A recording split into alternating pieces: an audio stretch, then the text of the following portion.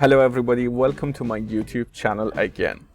Today I'd like to talk about informative essay writing.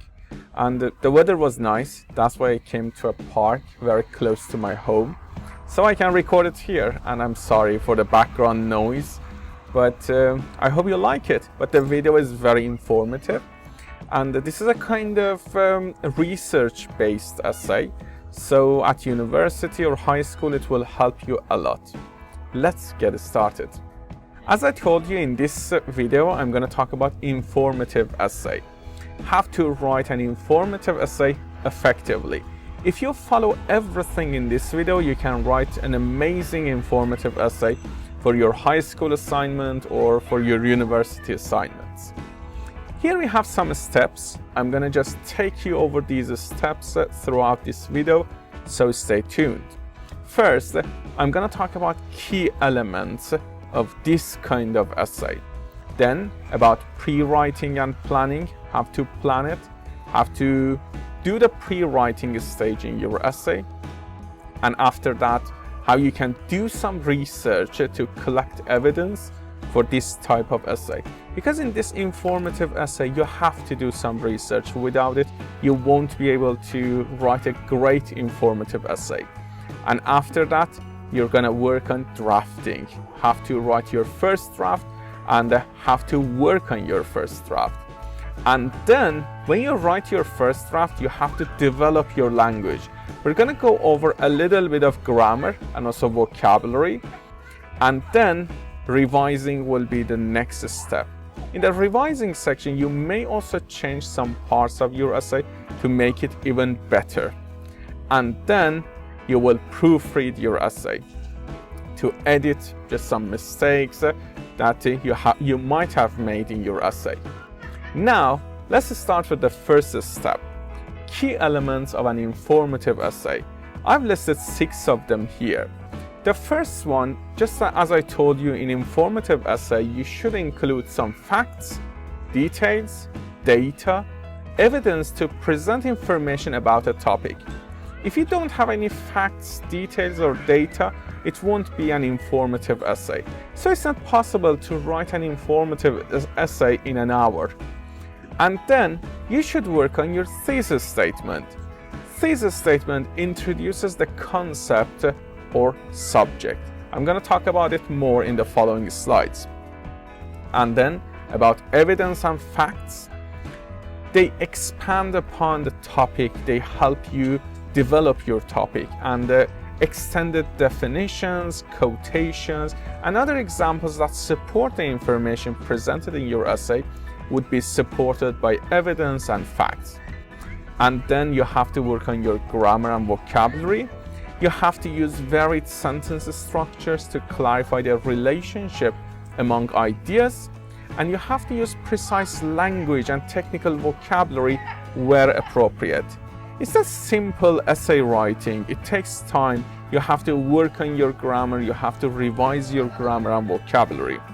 And then you have to also use formal language, because it's a kind of formal essay. And you have to use formal language, and you have to have objective tone.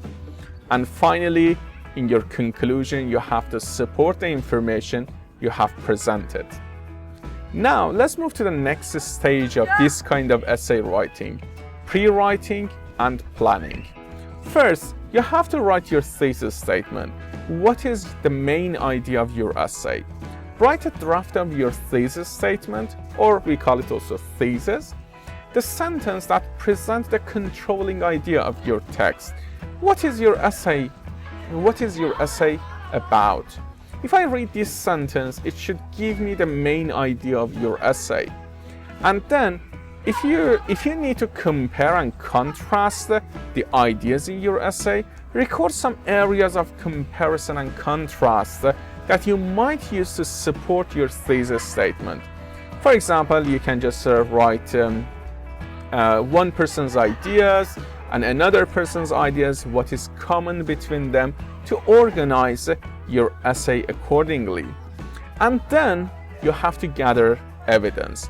As I told you, in this type of essay, you can't just write a perfect essay without gathering evidence. Just try to find some facts, statistics, definitions, quotations, and examples, because you have to use them to support your idea. Just you have to bear in mind that in this essay, don't collect a lot of quotations, statistics, and put them in your essay. You have to comment on them. All right, you will use them to support your opinion. And finally, you have to connect across text. Record direct quotations from the speeches that you might use to support your ideas. Let's move to the next part, conducting research. As I told you, doing research is one of the most important stages of writing an informative essay. Without conducting research, you won't be able to write a great informative essay. First, you have to find relevant information from reputable sources, and then use those pieces of information to support your idea in your essay. And at the same time, you have to assess strengths and limitations of information. Some information is not reliable, so whatever you find from the internet, you shouldn't copy and paste in your essay, in your informative essay. Do some research. Try to just ask yourself a few questions when you want to use a piece of information in your essay. We're going to talk about them in the following slides. And the way you evaluate the information that you find on the internet is like this. First, you have to evaluate the quality of the information you find by answering these three questions. Will this information help me develop my topic or thesis?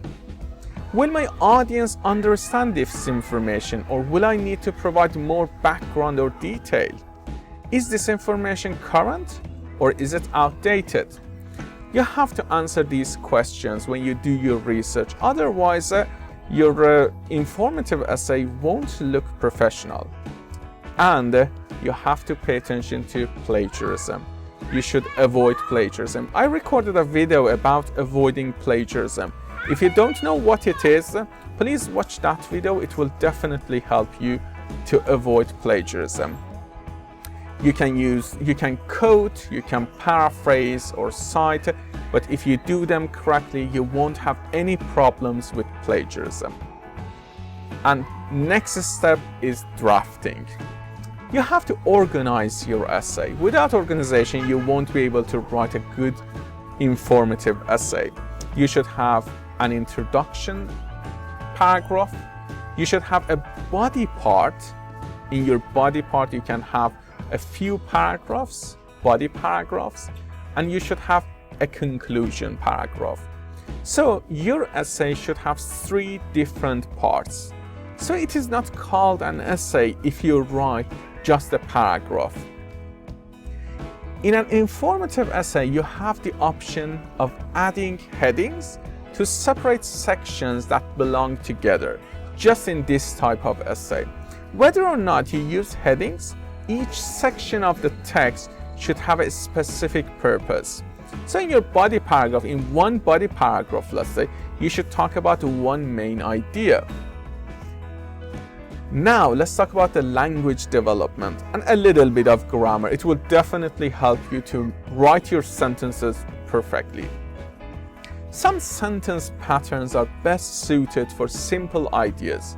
Some patterns are better convey complex, related ideas. Let's go over them. Here we have three types of them on this slide: simple sentence, inverted sentence, and also compound sentence. In another video of mine on YouTube, you can watch different types of sentences. In that video, I explained all of them in detail. Here, just in your essay, as a recommendation, there is no rule here. As a recommendation, you can use 20%. You can use 20% of your sentences in simple sentence form, 10% inverted sentences, 30% compound sentences to add variety in your grammar. Simple sentences, they have just one independent clause. For example, in his original draft of the Declaration of Independence, Thomas Jefferson included a strong condemnation of slavery. It's a simple sentence. You can also have inverted sentences. In inverted sentences, verb precedes subject. We just change the location of the verb and subject. For example, powerful indeed was their pressure. Normally, we would have written it, their pressure was powerful, but we inverted, powerful was their pressure. It just adds more interest, and also it makes your writing more formal.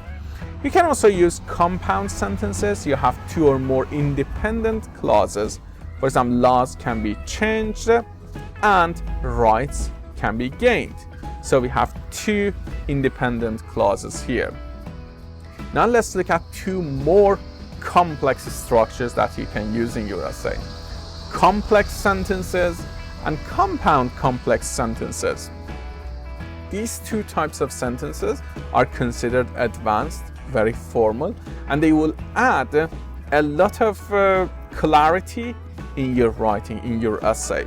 If you don't know how to use them, again, watch another video of mine on YouTube. It will help you use them accurately. As a recommendation, 20% of your essay could be just the complex sentences and 20% compound complex sentences. Now let's move to the next stage of your essay, revising. You should also evaluate your essay. Here, I have a checkbox. You can use this checkbox, or if you have any other checkboxes in your book, or if your teacher just has given you a checkbox, you can follow it. Here, focus on organization. Have you provided an introduction that establishes the topic and thesis statement? When you are done, when you have finished everything in your essay, you can ask these questions. Have you presented main points in a logical order? Have you used words, phrases, and clauses to clarify relationships among ideas? Have you provided a conclusion that follows logically from the preceding information? If yes, so your organization is very good. It's ready to go. Let's talk about evidence and elaboration. Have you developed the topic using relevant facts, definitions, details, quotations, examples, and other evidence? Have you used vocabulary and word choices that are appropriate for the purpose and audience, including precise words and technical vocabulary where appropriate? If yes, so again it's ready to go. And finally, about conventions. Have you attended to the norms and conventions of the discipline, especially the correct use and punctuation of compound and complex sentences? Have you paid attention to the punctuation? Have you used appropriate and varied sentence structures to create cohesion and clarify relationships? If yes, so your essay is almost ready. You have to have a strong conclusion. Your conclusion should reflect the information that precedes it. But it also should suggest that the topic's importance, or somehow connect the topic to a broader view. And also you have to use technical vocabulary. If you use topic-specific words, consider how you might define them for your audience. If your audience doesn't know the specific words that you have used, you should clarify them in your essay. And be sure to spell and use those words correctly. Misspelling is considered very bad in this type of essay. And then next stage is editing and proofreading. You can simply impress your readers by accurate editing and proofreading, and you can do it on your own. First, edit for conventions. Reread your draft for accuracy and consistency.